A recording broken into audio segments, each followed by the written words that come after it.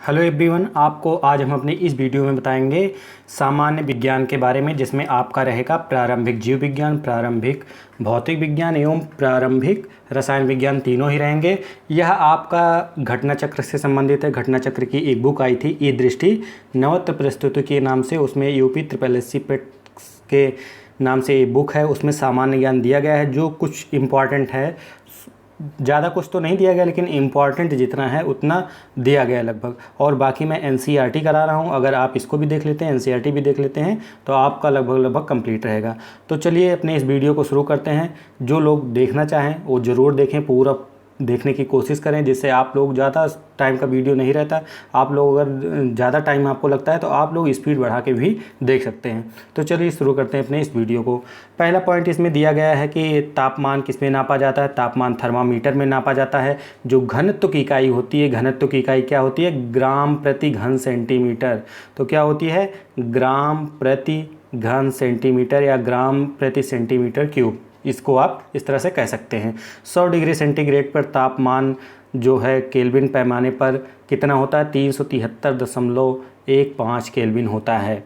दाब की SI इकाई क्या होती है? दाब की SI इकाई जो है वो पास्कल होती है। समुद्र की गहराई सामान्यतः फैदोमीटर उपकरण द्वारा मापी जाती है, फैदोमीटर में मापी जाती है। और नॉटिकल मील की जो होती है वो समुद्र दूरी नापने में काम आता है। तो आप नॉटिकल मील सुने होंगे। नॉटिकल मील में लगभग 1.8 किलोमीटर होता है। 1 नॉटिकल मील बराबर 1.8 किलोमीटर होता है। तो समुद्र की जो दूरी समुद्र में नापी जाती है वो नॉटिकल मील में नापी जाती है, और गहराई जो है फैदोमीटर में नापी जाती है। एक समान रैखिक गति में वेग अपरिवर्तित रहता है एवं त्वरण शून्य होता है। जब आपका एक समान रैखिक गति से कोई वस्तु चल रही है, वेग में उसके कोई परिवर्तन नहीं होता है, तो उसका त्वरण हमेशा शून्य होता है। यदि असमान रैखिक गति है और वेग एक समान नहीं होता, तो उस समय त्वरण जो है वो शून्य नहीं होता है। त्वरण 2 प्रकार का होता है, इसमें लिखा है 2 प्रकार का होता है। किसी घड़ी के लोलक की लंबाई, जो घड़ी के लोलक की लंबाई होती है, वो अगर बढ़ाई जाए तो आवर्तकाल भी बढ़ता है। SI की प्रणाली में कुल 7 मूल मात्रकों को रखा गया है। यथा मतलब जो SI प्रणाली आपकी है उसमें टोटल 7 मूल मात्रक रखे गए हैं, जिनमें से आपके मीटर हैं, kilogram, second, kelvin, ampere, candela जो है ज्योति तीव्रता का मात्रक है, मोल, ये सब मूल मात्रक हैं। त्वरण का मात्रक न्यूटन प्रति किलोग्राम होता है। बल का मात्रक न्यूटन तथा ऊष्मा कार्य एवं ऊर्जा का मात्रक क्या होता है? जूल होता है। तो ऊष्मा कार्य ऊर्जा का मात्रक आपका जूल होता है। जड़त्व आघूर्ण का SI मात्रक क्या होता है? Kilogram into metre square. जड़त्व आघूर्ण का मात्रक किलोग्राम मीटर स्क्वायर होता है। वह भौतिक राशियाँ जिनमें परिमाण और दिशा दोनों होते हैं वह सदिश राशियाँ कहलाती हैं। तो जिसमें परिमाण और दिशा दोनों पाए जाते हैं वो सदिश राशियाँ होती हैं। जैसे अगर एग्जाम्पल के तौर पर देखें तो वेग जो है एक दिशा में चलता है, बल किसी दिशा में लगाया जाता है, त्वरण और विस्थापन, तो ये आपकी सदिश राशियां हैं। पूछ लिया जाएगा कि निम्नलिखित में से कौन सी सदिश राशियां हैं या नहीं हैं। तो इस तरह से क्वेश्चन पूछे जाते हैं, क्योंकि PET का एग्जाम है, हाई स्कूल लेवल का, इसमें लोग भी सम्मिलित होंगे, इसलिए ज़्यादा टफ नहीं पूछा जाएगा। वह भौतिक राशियाँ जिनमें परिमाण होता है, दिशा नहीं होती, मतलब परिमाण होगा लेकिन कोई दिशा नहीं होगी, वह अदिश राशियाँ कहलाती हैं। जैसे सीधा लिखा गया ना, अदिश कोई दिशा नहीं, सदिश का मतलब दिशा हो। तो जैसे एग्जाम्पल में अदिश राशियाँ कौन सी हैं? द्रव्यमान है, तापमान है, समय, ये आपकी अदिश राशियाँ होती हैं। किसी सदिश का परिमाण कभी भी ऋणात्मक नहीं हो सकता। जो सदिश राशि होती है उसका परिमाण कभी ऋणात्मक नहीं होगा। किसी विशेष दिशा में गतिशील वस्तु की स्थिति परिवर्तन को उसका विस्थापन कहते हैं। जैसे कोई वस्तु गतिशील है और उसका स्थिति परिवर्तन हो जाए तो उसमें जो परिवर्तन होता है वही विस्थापन कहलाता है। शक्ति और ऊर्जा दोनों अदिश राशियाँ होती हैं। गति का प्रथम समीकरण जो है उसका जो फार्मूला होता है V = U+AT।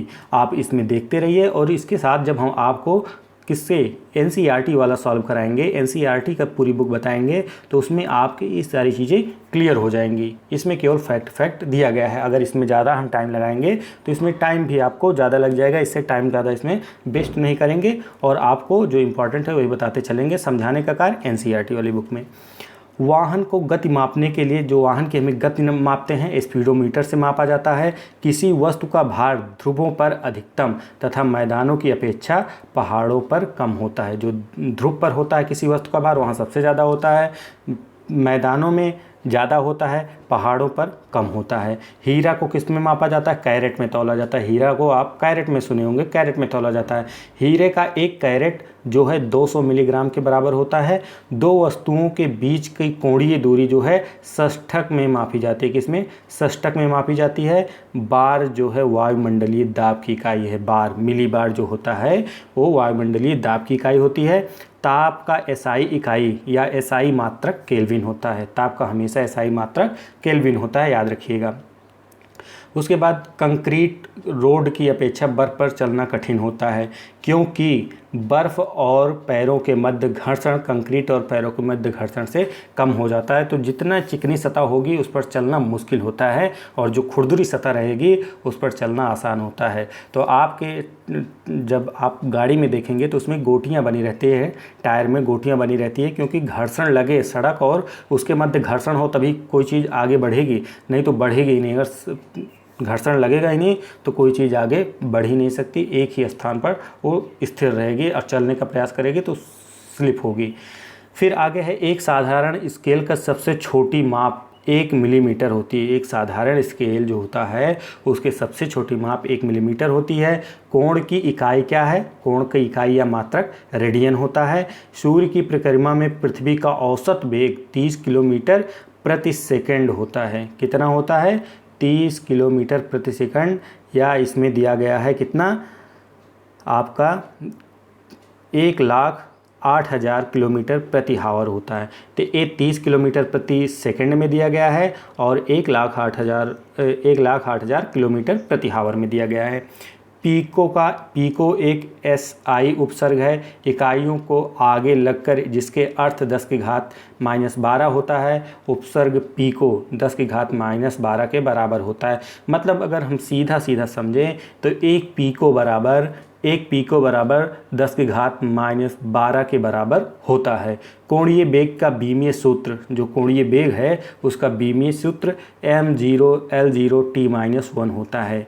MKS प्रणाली में त्वरण का मात्रक, मतलब मीटरी पद्धति में जो है त्वरण का मात्रक मीटर प्रति सेकेंड स्क्वायर होता है। क्या होता है? मीटर प्रति सेकेंड स्क्वायर होता है। ज्योति तीव्रता का मात्रक मैंने पहले बताया था, कैंडेला होता है। ल्यूमन ज्योति फ्लक्स का मात्रक है। ज्योति फ्लक्स का मात्रक ल्यूमन होता है। दो असमान द्रव्यमान समान गतिज ऊर्जा रखते हैं तो भारी द्रव्यमान में अधिक संवेग होता है। अगर दो असमान द्रव्यमान हैं, समान गतिज ऊर्जा रखते हैं तो भारी द्रव्यमान में अधिक संवेग होगा। किसी वस्तु का संवेग p उसके द्रव्यमान और वेग के गुणनफल के बराबर होता है। तो p बराबर mv। तो p क्या है? संवेग है, m द्रव्यमान है और v उसका वेग होता है। गति के सूत्र s बराबर ut plus half at square में s का मतलब वस्तु द्वारा t समय में तय की गई दूरी है। तो फायरिंग करने के बाद पीछे धक्का, जो आप सुने होंगे, ये जो दैनिक जीवन में प्रयोग होते हैं विज्ञान के, उनको ज़्यादा पूछा जाता है। तो जैसे तोप फायरिंग करने के बाद पीछे धक्का न्यूटन के गति के तीसरे नियम क्रिया प्रतिक्रिया के अनुसार होता है। तो जैसे अगर कोई वस्तु क्रिया करती है तो प्रतिक्रिया भी करेगी। जैसे बंदूक से गोली निकलती है तो आगे जैसे स्पीड से गोली निकलेगी, बंदूक जो है पीछे धक्का देती है, तो इसलिए जो चलाते हैं संभल के रहते हैं। तो इसलिए एक क्रिया प्रतिक्रिया का नियम होता है। आप जितना क्रिया करेंगे, जितना आगे क्रिया किसी वस्तु को धक्का देने में लगेंगे, उतना ही वो प्रतिक्रिया करती है। जब आपकी क्रिया ज़्यादा हो जाती है तब आगे वस्तु को वो सरकती है। ठीक। मैनोमीटर का उपयोग दाब मापने के लिए किया जाता है। नैनोमीटर का प्रयोग अति अल्प दूरी मापने के लिए किया जाता है। मैनोमीटर का प्रयोग दाब मापने के लिए और नैनोमीटर का प्रयोग अति अल्प दूरी मापने के लिए किया जाता है। आवृत्ति जो होती है, फ्रीक्वेंसी, उसका मात्रक क्या होता है? हर्ट्ज जो होता है। क्या? हर्ट्ज जो होता है। ये अगर मापने की इकाई की उस तरह बात करें तो साइकिल प्रति सेकंड अथवा हर्ट्ज इसमें दिया गया है। एक फैदम का मान 6 फीट होता है। एक फैदम का मान 6 फीट होता है। गाइगर मुलर काउंटर का उपयोग विकिरण मापने हेतु किया जाता है। तो जो गाइगर मुलर काउंटर का उपयोग किसमें किया जाता है? विकिरण मापने के लिए किया जाता है। समय के सूक्ष्म अंतर को सटीक रूप में एटॉमिक क्लॉक मापती है। जो समय होता है, टाइम होता है, उसके सूक्ष्म से सूक्ष्म अंतर को एटॉमिक क्लॉक या परमाणु घड़ी जो है वो मापती है।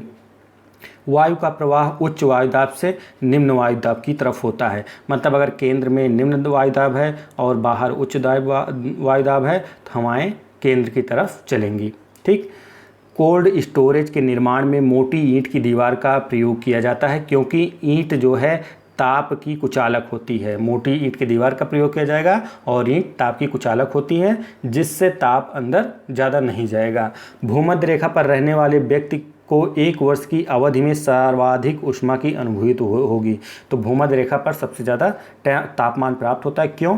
क्योंकि वहाँ की जो किरणें होती हैं, सूर्य हमेशा लंबवत चमकता है तो 90 डिग्री पर गिरती रहती हैं। तो ठीक है, तो लंबवत सूर्य के चमकने के कारण वहाँ पर ज़्यादा तापमान की प्राप्ति होती है। साइक्लोट्रॉन अवशोषित कण त्वरक है, जो अवशोषित कणों को उच्च ऊर्जा से त्वरित कर सकता है। ब्रह्मांड के प्रत्येक पिंड एक दूसरे को आकर्षित करते हैं। वस्तुओं के बीच यह आकर्षण बल गुरुत्वाकर्षण बल कहलाता है। पृथ्वी के वायुमंडल से परे खाली जगह से सूरज का ऊष्मीय ऊर्जा की मात्रा को विकिरण के रूप में जाना जाता है। एक इलेक्ट्रिक केतली में पानी चलन के कारण गर्म हो जाता है। जो इलेक्ट्रिक केतली होती है उसमें पानी जो है वो चलन के कारण गर्म होता है। जब बाहरी सतह गर्म हो जाएगी तो अंदर जो पानी रखा रहेगा वो भी गर्म हो जाएगा। तो मैंने चालन, संवहन और जो आपके बताए हैं विकिरण द्वारा जो गर्म होती है, मैंने तीनों प्रकार आपके बताए हैं कि कैसे ऊष्मा कौन प्राप्त करता है। तो इसको आप NCERT में देख सकते हैं। NCERT की वीडियो में बताया है। जो NCERT की बुक मैंने आपको अभी 6-7 की पढ़ाई है उसमें बता दिया है। मैं आपको NCERT की 6 से लेकर 10 तक पढ़ाऊंगा और उसमें कंप्लीट आपका साइंस हो जाएगा। जल का विशिष्ट ऊष्मा 1 कैलोरी प्रति ग्राम डिग्री सेंटीग्रेड है। जो जल की विशिष्ट ऊष्मा होती है 1 कैलोरी प्रति ग्राम डिग्री सेंटीग्रेड होती है। समुद्र तल पर वायुमंडलीय दाब 760 मिलीग्राम Hg होता है। ग्रीष्म ऋतु में धूल भरी आंधियाँ तापमान को बहुत अधिक बढ़ाती हैं। जब नैदानिक थर्मामीटर को उबलते हुए जल में रखा जाता है तो कभी कभी यह फट जाता है, क्योंकि नैदानिक थर्मामीटर होता है। जब नैदानिक थर्मामीटर को जल में रखा जाएगा उबलते हुए तो फट जाता है। तरंग दैर्ध्य का मात्रक क्या होता है? एंगस्ट्राम होता है। तरंग दैर्ध्य जो होता है उसका मात्रक आपका एंगस्ट्राम होता है। तरंग की आवृत्ति अपने तरंग दैर्ध्य से प्रतिलोमी समानुपातिक होता है। सितार यांत्रिक ऊर्जा को ध्वनि ऊर्जा में परिवर्तित करता है। जो सितार बजाने वाला होता है वो यांत्रिक ऊर्जा को किस में परिवर्तित करता है? ध्वनि ऊर्जा में। ऑप्टिक्स भौतिक विज्ञान की वह शाखा है जिसमें प्रकाश के प्राकृतिक और गुणधर्मों का अध्ययन किया जाता है। स्त्रियों और बच्चों की आवाज़ तीखी होती है, इस कारण उच्च आवृत्ति होती है। जो स्त्रियां और बच्चे होती हैं उनके आवाज़ पतली होती है, सुरीली होती है, इसलिए उसमें उच्च आवृत्ति के कारण ऐसा होता है। अस्पष्ट ध्वनि को तभी सुनी जा सकती है जब परावर्तक सतह की ध्वनि स्रोत से न्यूनतम दूरी 17 मीटर हो। मतलब स्पष्ट ध्वनि कब सुनी जाएगी? जब परावर्तक सतह की ध्वनि स्रोत से न्यूनतम दूरी 17 मीटर हो। और इसके साथ ही साथ हम अपने वीडियो में जो NCERT में बता रहे हैं उसमें बताएंगे कि फुसफुसाना और जेट की आवाज़ और जो ट्रक की आवाज़, इन सब की आवाज़ जो है कितनी होती है। ठीक। पानी के अंदर ध्वनि को रिकॉर्ड करने वाले यंत्र को हाइड्रोफोन कहते हैं। ध्वनि को दूर तक भेजने वाले यंत्र को मेगाफोन कहते हैं। ध्वनि तरंगों को विद्युत तरंगों में परिवर्तित करने वाला यंत्र को माइक्रोफोन कहते हैं। जो ध्वनि तरंग है उसको विद्युत तरंग में परिवर्तित करने वाले यंत्र को माइक्रोफोन कहते हैं। ऑडियोमीटर ध्वनि की तीव्रता मापने वाला यंत्र है। ऑडियोमीटर जो होता है ध्वनि की तीव्रता मापता है।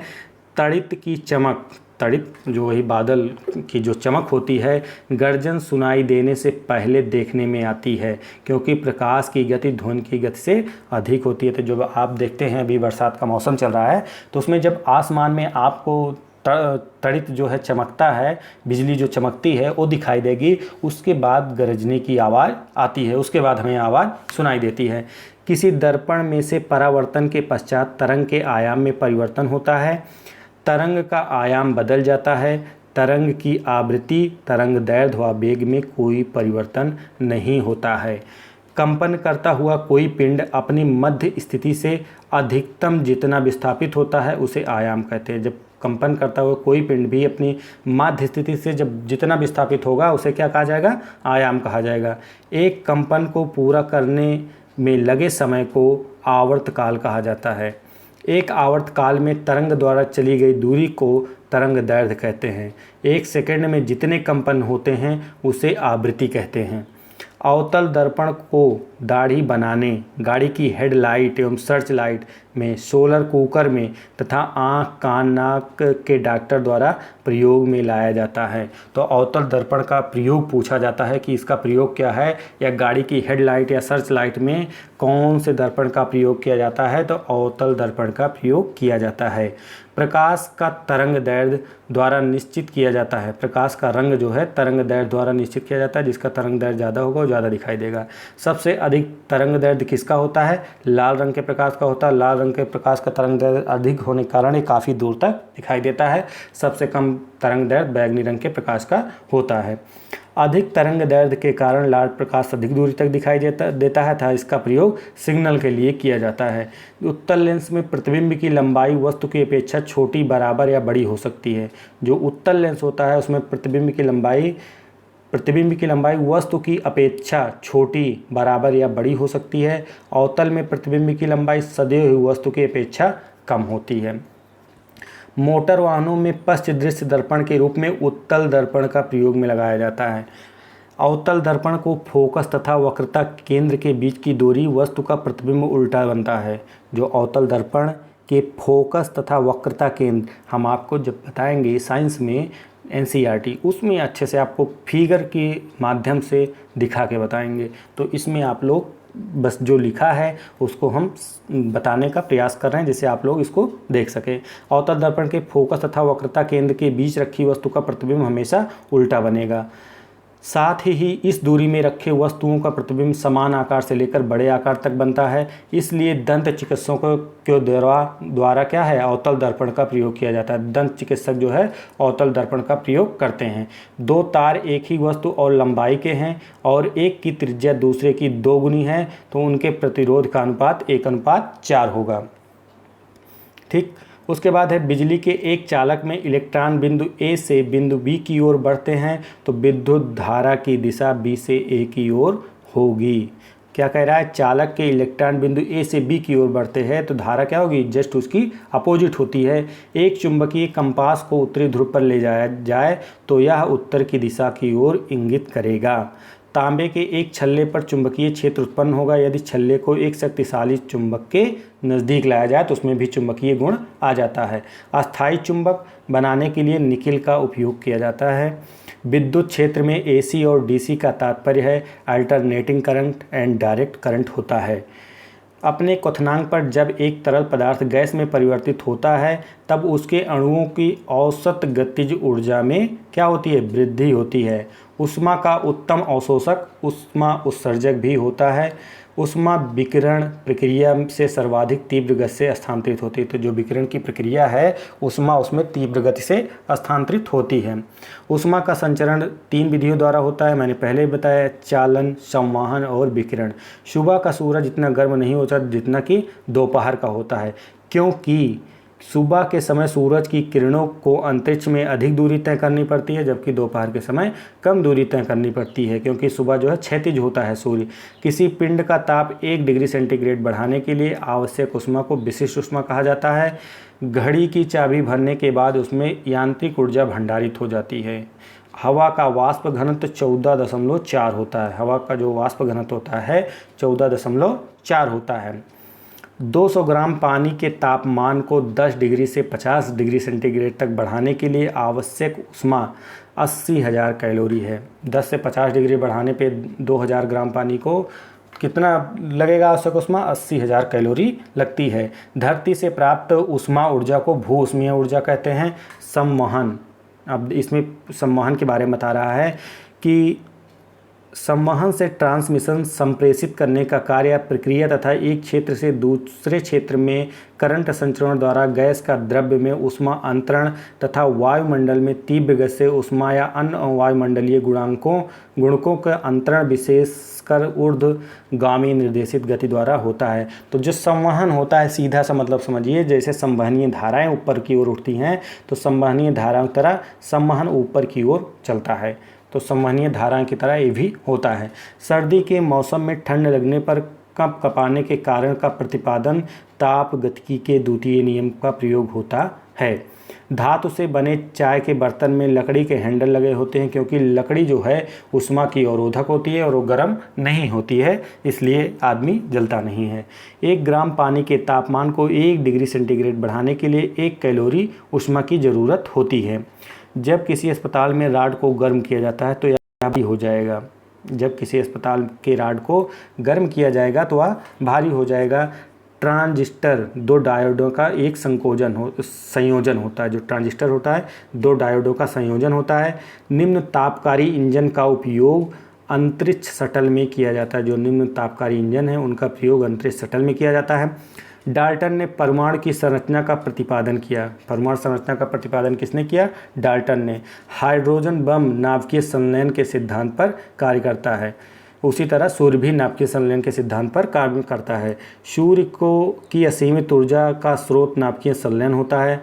जब किसी भारी नाभिक के टूटने से 2 छोटे नाभिक बनते हैं तो विशाल मात्रा में ऊर्जा उत्सर्जित होती है। इस क्रिया को नाभिकीय विखंडन कहते हैं। परमाणु का नाभिक का आकार 10⁻⁻15 मीटर कोटि का होता है।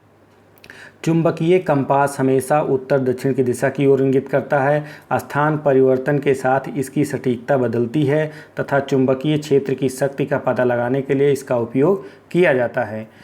एनरिको फर्मी ने नियंत्रित नाभिकीय विखंडन प्रक्रिया की अवधारणा सर्वप्रथम प्रस्तुत की थी। रेडियोधर्मी तत्वों से प्रोटॉन उत्सर्जित नहीं होता है। रेडियोधर्मी तत्वों से उत्सर्जित होने वाले अल्फा कण वास्तव में हीलियम के नाभिक होते हैं। गामा किरणों के भेदन क्षमता सबसे ज़्यादा होती है। बेरियम मेल आहार नाल, पेट एवं छोटी आंत में अनियमितताओं की जाँच की एक प्रविधि है जिसमें एक्स किरण चित्रण का प्रयोग किया जाता है, जिसे हम एक्सरे कहते हैं। सौर ऊर्जा का इलेक्ट्रॉनिक प्रभाव सिलिकॉन और जर्मेनियम पर अधिक होता है, इसलिए सोलर सेल सिलिकॉन और जर्मेनियम के बनाए जाते हैं। अगला पॉइंट है आपका न्यूट्रॉन बम की मुख्य विशेषता है। जब इसे किसी शहर पर गिराया जाए तो इसमें सजीव प्राणियों के क्षति पहुंचेगी मगर भवनों को नहीं पहुंचती है। केवल न्यूट्रॉन बम से सजीव प्राणी को ही क्षति पहुंचेगी। विश्व स्तर पर अधिकांश व्यावसायिक नाभिकीय संयंत्रों का शीतलन सोडियम देता है। भूतापीय ऊर्जा का सर्वाधिक उत्पादन जो है अमेरिका में होता है। किसी मृदा का पीएच वैल्यू उस विशेष मृदा में अम्ल एवं क्षार अंश को मापित करता है। कपड़े से स्याही और जंग के धब्बों को मिटाने के लिए आगजैलिक अम्ल का प्रयोग किया जाता है। आगजैलिक अम्ल किस में पाया जाता है? पालक में आपका आगजैलिक अम्ल पाया जाता है। तो कपड़े से स्याही और जंग को धब्बों को हटाने के लिए किसका प्रयोग करते हैं? आगजैलिक अम्ल का प्रयोग करते हैं। कार्बन और हाइड्रोजन 2 ऐसे तत्व हैं जिनमें बड़ी संख्या में यौगिक तैयार किए जा सकते हैं। जानवरों के गोबर अपशिष्ट को बायोगैस प्लांट के लिए मुख्य कच्चा पदार्थ माना जाता है। जो अपशिष्ट पदार्थ होता है उसमें जानवरों के गोबर को मुख्य कच्चा पदार्थ माना जाता है। गोबर गैस का संगठन। गोबर गैस के संगठन में क्या क्या होता है? मीथेन की मात्रा 55% होती है। हाइड्रोजन की 7.4% होती है। कार्बन डाइऑक्साइड की 35% होती है। नाइट्रोजन की 2.6%। हाइड्रोजन सल्फाइड के कुछ अंश इसमें पाए जाते हैं। ओजोन परत का अवक्षय या ओजोन परत का जो क्षरण होता है क्लोरोफ्लोरोकार्बन, हैलोन्स और नाइट्रोजन ऑक्साइड के कारण होता है। ठीक, ओजोन का सर्वाधिक विनाश अगर बात करें तो क्लोरोफ्लोरोकार्बन की वृद्धि के कारण होता है, जिसे CFC के नाम से भी जाना जाता है। वायुमंडल में ओजोन गैस द्वारा पराबैंगनी किरणों का अवशोषण होता है, जिसमें पराबैंगनी किरणें सीधे पृथ्वी पर नहीं पहुंचती है। जो ओजोन गैस पाई जाती है वो समताप मंडल में पाई जाती है, ये याद रखिएगा। पाश्चुरीकरण पाश्चुरीकरण वह प्रक्रिया जिसमें दूध को 63 डिग्री सेंटीग्रेड पर 30 मिनट तक गर्म किया जाता है और फिर शीघ्रता से ठंडा किया जाता है। साधारण फिटकरी का रासायनिक नाम पोटेशियम एल्यूमिनियम सल्फेट है। जो साधारण फिटकरी होती है उसका रासायनिक नाम पोटेशियम एल्यूमिनियम सल्फेट होता है, जिसको अगर सूत्र में बात करें तो K2SO4 Al2 SO4 whole thrice 0.24 H2O होता है। फिटकरी को रक्तस्राव को रोक देती है जिसके कारण स्कंदन है। जिसका कारण क्या है? स्कंदन है। तो जो सूत्र है, सूत्र नहीं पूछा जाएगा, ज़्यादा मात्रा में सूत्र नहीं पूछे जाते, बस केवल उपयोग पूछा जाता है। तो फिटकरी का उपयोग रक्तस्राव में जो रक्त बहता रहता है तो उसको रोकने में किया जाता है। ग्लूकोज हेक्सोस शर्करा एक प्रकार का है। ग्लूकोज को डेक्सट्रोज या ग्रेप शुगर के नाम से जाना जाता है। ग्लूकोज का आणविक सूत्र क्या होता है? C6H12O6 है। शुष्क बर्फ जो है कार्बन डाइऑक्साइड का ठोस रूप है। यह गैस अग्निशमन में प्रयुक्त होती है। शुष्क बर्फ जो है कार्बन डाइऑक्साइड होती है और इसका प्रयोग अग्निशमन में किया जाता है। आग को बुझाने के लिए कार्बन डाइऑक्साइड गैस प्रयोग की जाती है। यह जलने में सहायक नहीं होती है। रासायनिक दृष्टि से चूने के पानी को कैल्शियम हाइड्रोक्साइड कहते हैं, जिसका रासायनिक सूत्र क्या होता है? CaOH का होल ट्वाइस। फिर जिन ग्लिसराइड का गलनांक 20 डिग्री सेंटीग्रेड से कम होता है वह तेल कहलाते हैं, जबकि गलनांक 20 डिग्री सेंटीग्रेड के ऊपर होते हैं वह वसा कहलाते हैं। रासायनिक दृष्टि से ब्लीचिंग पाउडर जो है उसका सूत्र होता है CaOCl2 कैल्शियम हाइपोक्लोराइट होता है। ब्लीचिंग पाउडर का प्रयोग क्लोरोफार्म तथा क्लोरीन गैस बनाने में किया जाता है। क्षारीय मिट्टी में जिप्सम का प्रयोग करके उसे फसल उगाने के उपयुक्त बनाया जाता है। जो क्षारीय मृदा होगी उसमें जिप्सम का प्रयोग करके फसल उगाने के काम में किया जा सकता है। किसी भी ईंधन की गुणवत्ता की माप उसकी ऑक्टेन संख्या से निर्धारित की जाती है। LPG ethane C2H6 propane C3H8 तथा ब्यूटेन C4H10 का मिश्रण होता है। LPG के मुख्य अवयव ब्यूटेन तथा आइसोब्यूटेन है। तो LPG में इन सब का किसका? एथेन, प्रोपेन, ब्यूटेन का मिश्रण होता है। प्राकृतिक गैस मुख्यतः मेथेन और एथेन गैसें होती हैं जो अपेक्षाकृत हल्की गैसें हैं। रेयान को पहले कृत्रिम सिल्क कहते हैं। रेयान को क्या कहा जाता है? कृत्रिम सिल्क। पॉलीथीन एक पॉलीमर या बहुलक है। बहुलक या पॉलीमर बहुत अधिक अणु मात्रा वाला कार्बनिक यौगिक होता है। व्यापारिक वैसलीन पेट्रोलियम द्वारा निकाला जाता है। जो व्यापारिक रूप से वैसलीन का इस्तेमाल किया जाता है वो पेट्रोलियम द्वारा प्राप्त किया जाता है। हाइड्रोकार्बन का प्राकृतिक स्रोत जीवभार है। टेरिलीन न्यूनतम ज्वलनशील रेशा फाइबर है।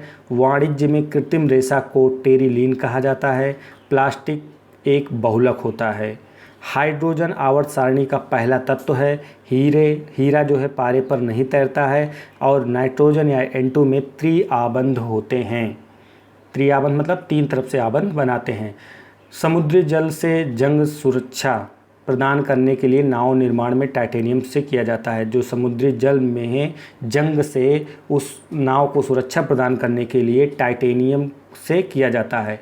टंगस्टन का गलनांक जो होता है 3422 डिग्री सेंटीग्रेड सबसे अधिक टंगस्टन का होता है। स्त्री आयरन में गर्म करने वाला तत्व नाइक्रोम कहलाता है। एक सामान्य पेंसिल में HB का तात्पर्य हार्ड ब्लैक है। प्रयोगशाला में तैयार पहला कार्बनिक यौगिक यूरिया था। आयोडीन की टिंक्चर में पोटेशियम आयोडाइड में आयोडीन का विलयन प्रयोग किया जाता है। अगला पॉइंट है एसिड नीले लिटमस को लाल कर देता है, क्षार लाल लिटमस को नीला कर देता है। तो एसिड जो होता है नीले लिटमस को क्या करता है? लाल कर देगा। और क्षार जो है लाल लिटमस को नीला कर देता है। स्ट्रिप टाइप की एक पट्टी होती है कागज़ की, उसी पे ये प्रयोग किए जाते हैं। जल की अस्थायी कठोरता कैल्शियम और मैग्नीशियम के बाइकार्बोनेट की उपस्थिति के कारण होती है। उच्च तुंगता मतलब ऊंचाई वाले स्थानों पर पानी का कुछ कम तापमान पर उबलने लगता है। कारण है वायुमंडलीय दाब तुंगता के साथ साथ क्या होता है? घटता जाता है। अमोनियम सल्फेट NH4 का होल ट्वाइस SO4 के साथ जल का अणु नहीं लगा होता है, जबकि अन्य के साथ जल के अणु होता है। अतः NH4 होल ट्वाइस SO4 निर्जल क्रिस्टल होता है। कोयला जो है कार्बनाइजेशन प्रक्रिया से बनता है। कोयला किससे बनता है? कार्बनाइजेशन प्रक्रिया के माध्यम से बनता है। H2O वाष्प श्वेत निर्जर कॉपर सल्फेट को नीला कर देता है। पानी और चाक जो खड़िया के मिश्रण को अवसादन द्वारा पृथक किया जा सकता है। सिलिकेट जिसको सेमा या सिलिका ऑफ मैग्नीशियम के नाम से भी जाना जाता है, प्रचुर मात्रा में क्रस्ट है। कोयले के जलने से कार्बन डाइऑक्साइड बनती है। यूरिया में नाइट्रोजन जो है 46.6% होती है। यौगिक के अणुओं को भौतिक एवं रासायनिक विधियों द्वारा पृथक किया जा सकता है। 1831 में एक कोशिका में केंद्रक की खोज किसने की थी? रॉबर्ट ब्राउन ने। तो रॉबर्ट ब्राउन ने केंद्रक की खोज की थी कोशिका में। कोशिका जीवन की रचनात्मक एवं क्रियात्मक इकाई होती है। प्रोकैरियोटिक कोशिका में पूर्ण रूप से विकसित कोशिकांग जैसे लवक, गाल्जी तंत्र, माइटोकॉन्ड्रिया, एंडोप्लाज्मिक रेटिकुलम आदि अनुपस्थित होते हैं। प्लाज्मिड जीवाणु में उपस्थित डीएनए है। लवक या प्लास्टिड केवल पादप कोशिकाओं में पाए जाते हैं। जो लवक या प्लास्टिड होता है केवल पादप कोशिका में पाया जाता है या जानवरों कोशिकाओं में नहीं पाया जाता है। एक डीएनए अणु के न्यूक्लियोटाइड्स में नाइट्रोजन क्षार, पेंटोज, शर्करा, फास्फेट समूह होते हैं। डीएनए में जी युग्मित है सी के साथ। डीएनए की संरचना दोहरी कुंडली है। थैलीसीमिया एक वंशानुगत रोग है जो रक्त प्रभावित होता है। आनुवांशिक रोग एवं उसके लक्षण क्या होते हैं? तो वर्णांधता क्या है? लाल एवं हरा रंग पहचानने की क्षमता नहीं होती है। हीमोफीलिया क्या है? हीमोफीलिया रक्त का थक्का नहीं बनता है। टर्नर सिंड्रोम इससे बांझपन होता है। क्लाइनफेल्टर सिंड्रोम नपुंसकता होती है इससे। डाउन सिंड्रोम मंदबुद्धि, आंखें टेढ़ी, जीभ मोटी, अनुपातित शारीरिक ढांचा यानी शारीरिक ढांचा जो है वो बेडौल हो जाता है। आरएनए का अभिप्राय क्या है? Ribonucleic acid. आरएनए जो है राइबोन्यूक्लिक एसिड होता है। डीएनए की फिंगर प्रिंटिंग एवं डायग्नोस्टिक केंद्र हैदराबाद में स्थित है। जीन के अचानक परिवर्तन को जो एक पीढ़ी से दूसरी पीढ़ी में वंशानुक्रमता रखती है उसे उत्परिवर्तन कहा जाता है। Lamarck theory of inheritance of acquired character से संबंध है। जो लैमार्क की थ्योरी थी, theory of inheritance of acquired character से संबंध है। प्राकृतिक चयन का सिद्धांत चार्ल्स रॉबर्ट डार्विन ने प्रस्तावित किया था। डायनासोर सरीसृप वर्ग का प्राणी था जो ट्राइएजिक समय में पैदा हुए और क्रिटेशियस युग में विलुप्त हो गए। तो किस युग में? ट्राइएजिक युग में पैदा हुए थे डायनासोर और क्रिटेशियस युग में समाप्त हो गए थे। डायनावर्स करोड़ों वर्षों तक पृथ्वी के सबसे प्रमुख स्थलीय कशेरुकी जीव थे। असम और नागालैंड के पहाड़ी वनों में पाया जाने वाला भारत का एकमात्र कपी गिब्बन है।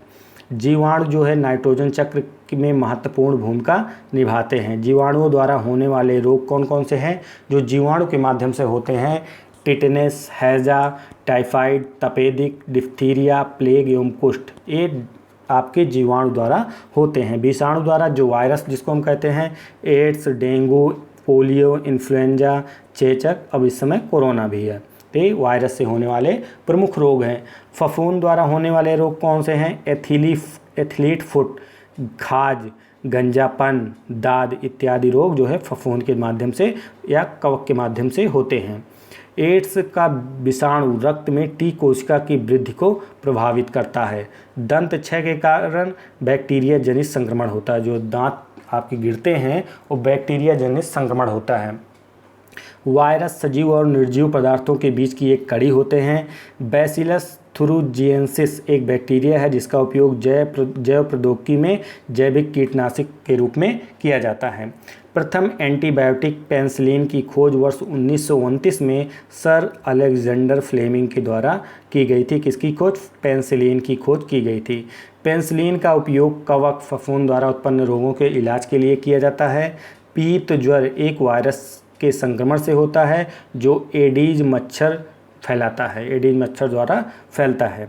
पोलियो वायरस से बचाव के लिए पोलियो वैक्सीन का विकास सर्वप्रथम जोनास साल्क द्वारा किया गया। इसका परीक्षण वर्ष 1952 में। तो जोनास साल्क द्वारा पोलियो वैक्सीन का विकास किया गया था।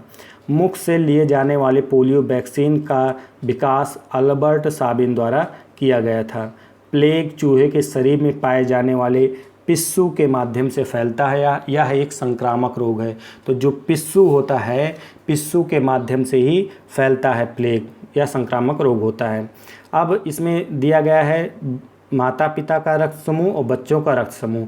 अगर माता पिता का ये रक्त समूह है तो बच्चों में कौन सा रक्त समूह होने की संभावना रहती है। अगर माता पिता का रक्त समूह क्या है, ओ है, तो बच्चे में संभावना ओ की रहेगी। ए बी की संभावना बिल्कुल नहीं रहेगी। तो किसकी संभावना है उसको हम बता देते हैं।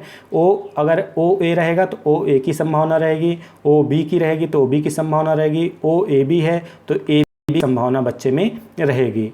और ए दोनों का है तो उसमें बच्चे में जो संभावित होगा ए ओ संभावित होगा। और ए बी है तो उसमें ओ ए बी दोनों की इन सब की संभावना रहती है बच्चे में होने की, और इन सब की संभावना नहीं रहती और किसी की। और अगर पिता का ए है, माता का ए बी है, तो बच्चे में जो है ए बी या ए बी हो सकता है बच्चे का रक्त ग्रुप। बी है तो बी ओ रह सकता है, बी ए बी है तो क्या रह सकता है, ए बी और ए बी है तो ए बी रह सकता है। तो ए होते हैं गुण जो माता पिता में पाए जाते हैं उसके रक्त समूह। तो बच्चों में क्या होने की संभावना रहती है, ये पूछा जाता है। प्लेग से पीड़ित व्यक्ति के संपर्क में रहने से यह रोग दूसरे को भी हो जाता है। अगला है एड्स, एक्वायर्ड इम्यूनोडिफिशियंसी सिंड्रोम, एक रिट्रोवायरल रोग है जिसे व्यक्ति के प्रतिरक्षी तंत्र को कमज़ोर कर देता है। एड्स की पहचान 1981 में सर्वप्रथम संयुक्त राज्य अमेरिका में की गई थी। एड्स समलिंगी और इतर लिंगी यौन संपर्क, रक्तादान इत्यादि द्वारा फैलता है। अगर आप किसी के साथ संबंध बनाते हैं, स्त्री पुरुष या दूसरे के साथ, उसके माध्यम से एड्स फैल सकता है, या किसी दूसरे का जो संक्रमित व्यक्ति है दूसरे का रक्त चढ़ाया जाता है तब आप फैल सकता है, या उसकी सुई का प्रयोग किया जाता है तो ऐसा होता है। एड्स की जांच के लिए एलिसा परीक्षण किया जाता है एड्स की जांच के लिए, जिसे हम एंजाइम लिंक्ड इम्यूनो ऑब्जर्वेंट एस्से कहते हैं। ठीक, परीक्षण किया जाता है एलिसा परीक्षण। एजिडोथाइमिडीन जिसे जीडोबुडीन एक प्रकार का एंटी रेट्रोवायरल दवा है जिसे HIV एड्स के उपचार में किया जाता है।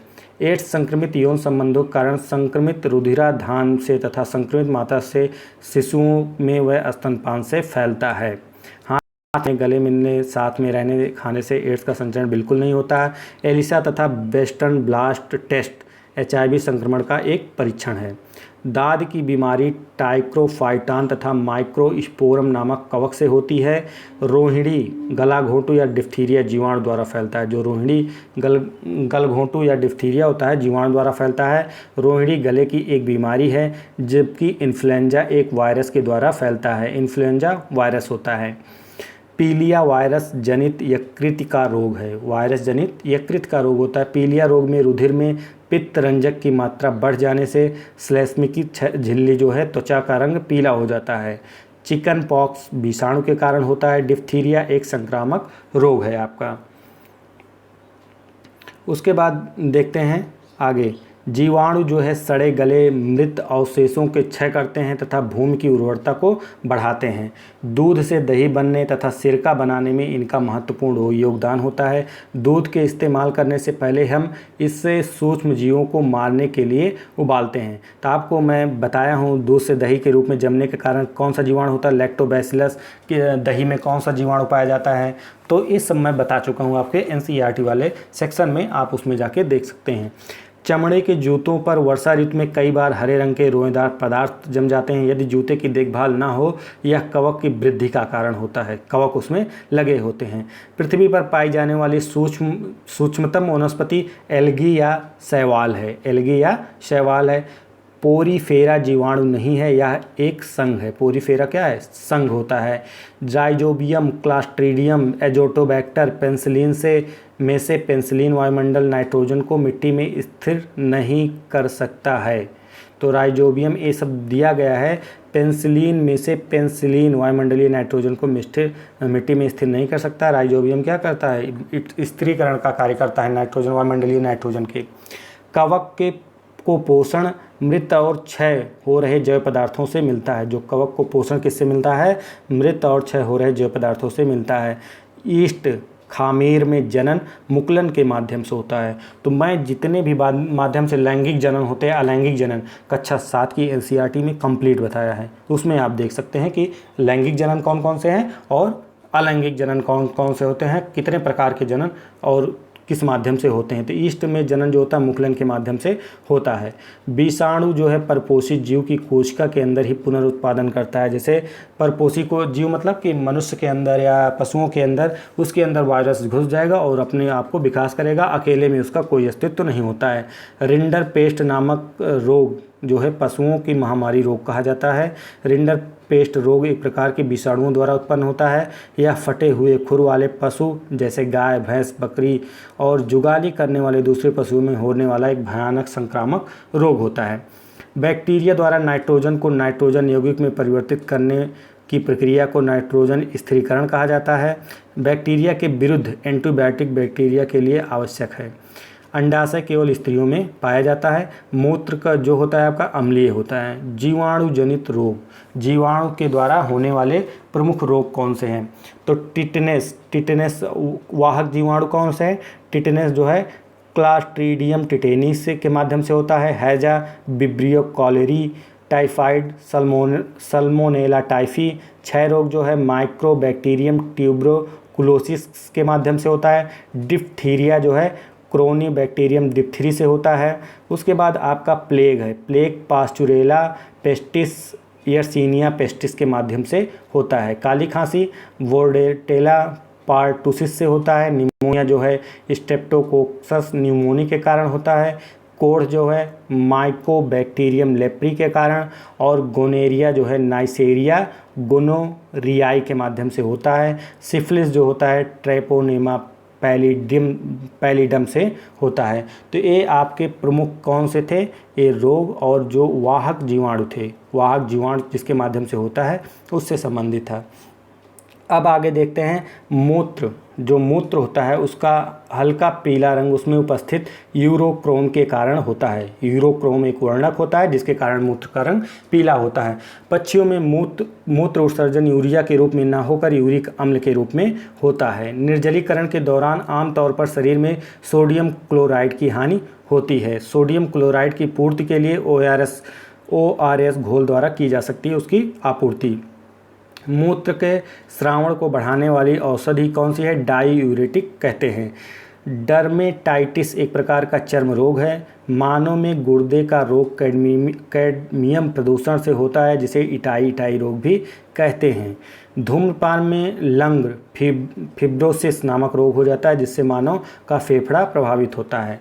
स्वेदन शरीर के तापमान को विनियमित करने के लिए आवश्यक होता है। स्वेदन मतलब पसीना वही। आत्मसात की गई भोजन से विमोचित ऊर्जा की प्रक्रिया श्वासोच्छ्वास कहलाती है।